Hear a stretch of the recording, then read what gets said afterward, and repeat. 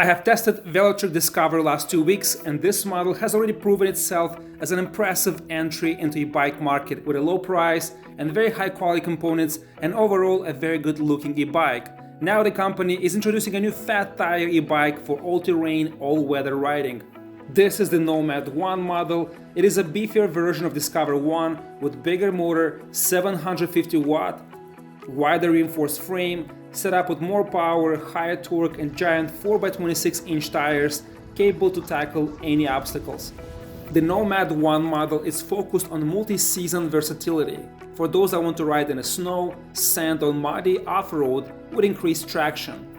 This version has a slightly different, thicker frame, a suspension fork that offers 80 mm of travel to take on harsher terrain, and this wider tires also help here big time. Guys, I read about Brooklyn Heights recently and I have been living in New York City for the past 12 years, but I've never been in that area. So I took both Velotric e-bikes and decided to check it out, also at the same time test the range on these both models. It seems that this is the most expensive real estate location in Brooklyn after Manhattan's Tribeca, Central Park South, and Nolita. Houses here start from $1.5 million and you can't buy them, they're not for sale. This location offers you the most iconic, beautiful views of the city, and everyone that lives here pretty much is missing on that, or people who are visiting are not checking this location. The view is gorgeous, you can see the entire city from different angle. The neighborhood is so different here, low-rise architecture, and you have so many brownstone row houses, special and unique.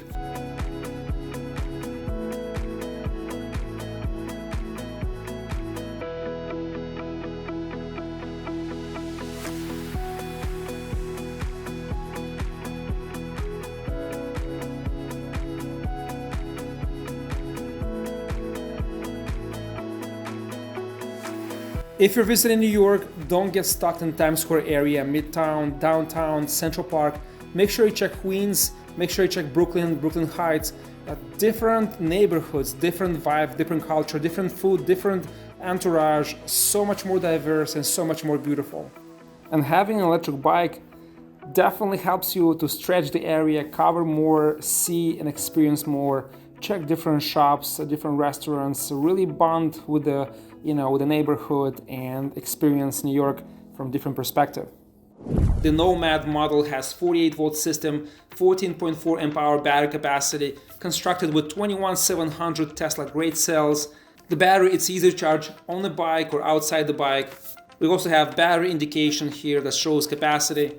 Seamlessly integrated to the frame. Pretty unique and cool design, guys, for a fat tire e-bike.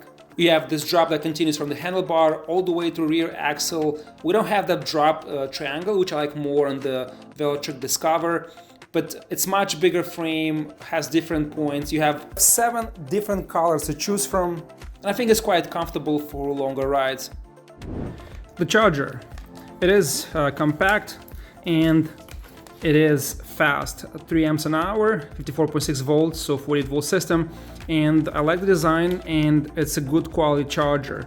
Feels very good in hand and it feels nice, this pattern. Speed. Advertised 20 miles an hour and it's reaching that limit very fast. We have strong torque and acceleration. The power is limited and you can feel the cutoff around 17 miles an hour and gradually stopping the bike to around 20.5 miles an hour when you can feel the pushback and the resistance. If you pedal more aggressively, you can reach 22 to 23 miles an hour top speed, but it's not sustainable for a longer time. Cruising at 20 miles an hour, it's easy and comfortable on throttle alone. Maximum peak power advertised 1200 watts, but it does not feel like reaching that maximum level. Definitely, if you unlock the electronics, this 750 watt motor will go 26 to 28 miles an hour, but you'll consume more energy.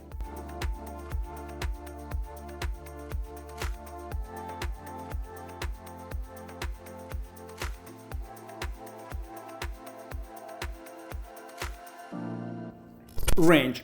I was able to cover 30 miles if I go by the bike screen. The GPS showed slightly lower numbers, 27.8 miles. Not sure if I lost the connection, lost tracking. The test was done in 2 days. First day, the temperature was about 55 degrees, sunny and warm, and I was able to cover 20 miles. The second day, the last stretch, only 10 miles, but it was freezing cold, under 35 degrees. If you plan to ride in the winter, I would recommend getting this thermal electric bike battery jackets or this thermal blankets that you can wrap around the battery and keep temperature relatively warmer than outside, and that'll get you better performance. In the warmer weather, you can definitely get 30 to 40% more range from this battery.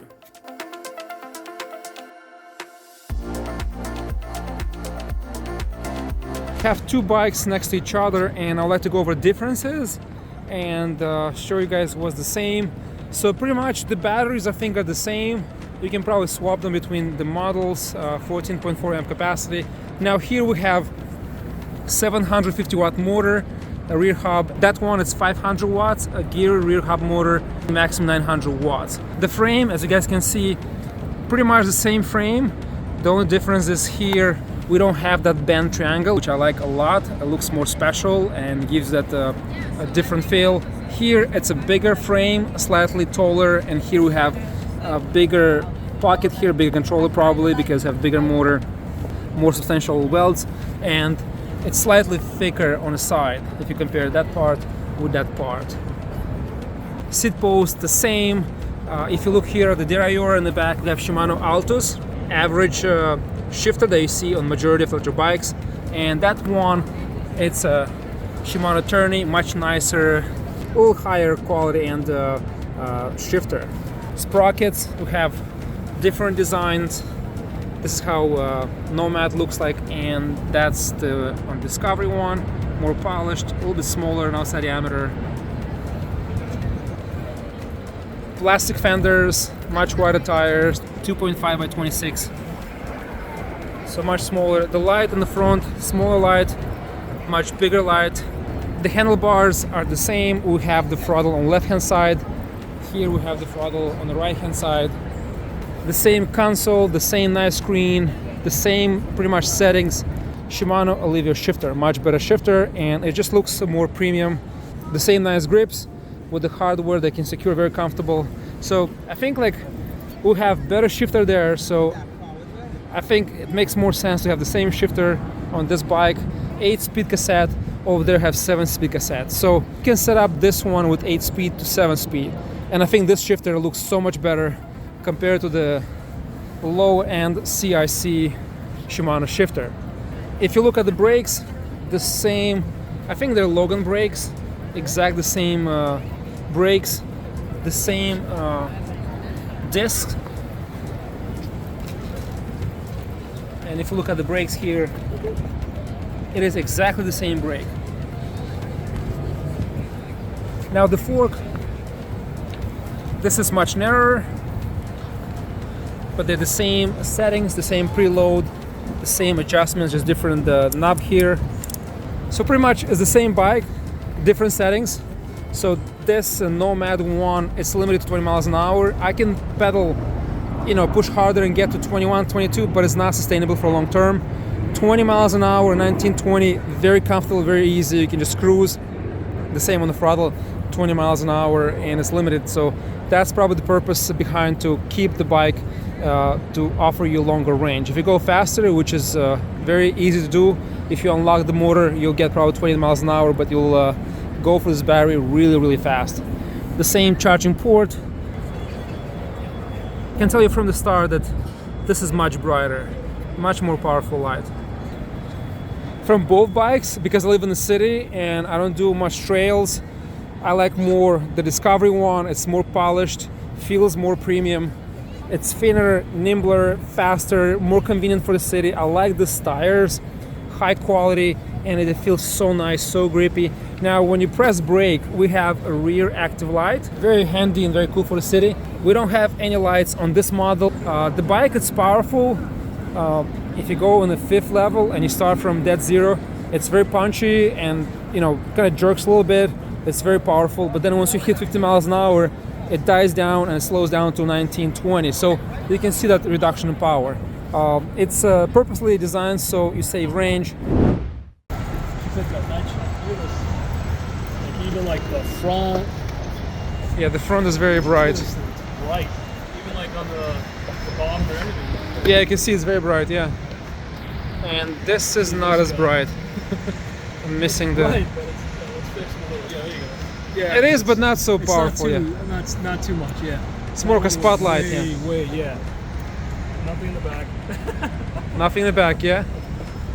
So it has a reflector in case the back. Yeah, so if you look here at the light, just look at the notch, how it integrates here. And I forgot about this this thing here. This is very nicely, you know, like integrated. Looks very cool, right? Have a reflector, and the light, it's all aluminum. It's high powered, long throw, wide spale, very nice light. And here, on the other hand, you see you have like a wire connector. It's not really like polished. It's just like, it doesn't feel special. It works, it's good, but this light is not as powerful. It doesn't look as polished or refined as on Discover One. So this is the small difference, but when you add them up, it just makes a big difference on the ride of the field, the comfort, and the product, you know, perception, and how do you get attached to the product. So I feel like, yeah, and this bike is cheaper. It's $1,200, and that one is like $1,400. So I think hands down this is a better model, and this can do also off-road with 2.5 inches.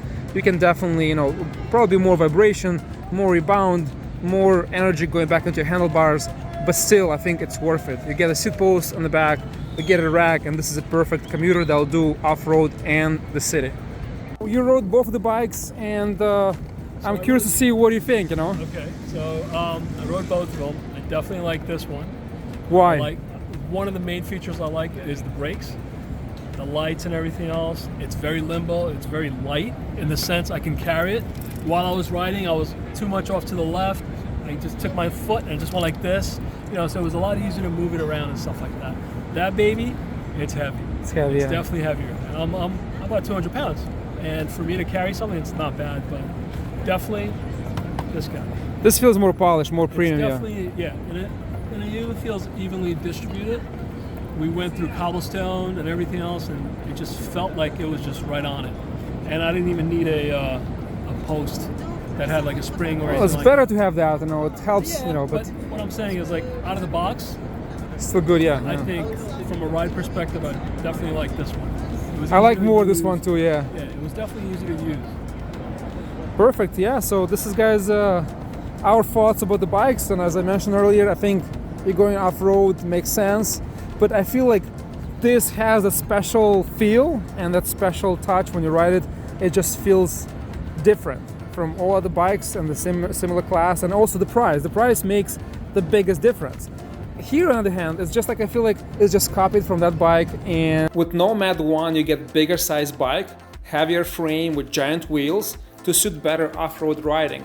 More power setup with more torque from start, peaking around 20 miles an hour, so you have a more stable, more controlled riding to handle better mud, sand, and snow. After reaching out and sharing my concerns about the rear brake light, the Velotric brand assured me that the new e-bikes that you'll order after watching this video will receive upgraded fender tail light expected early spring next year, like the Velotric Discover One, and will have rear axle covers also. If you're looking for a fat tire 26-inch e-bike, this is the most affordable option I tested so far. Check the link down below in the description box so you don't miss a sale. Thank you for watching. Don't forget to comment and like this video, and I'll see you tomorrow.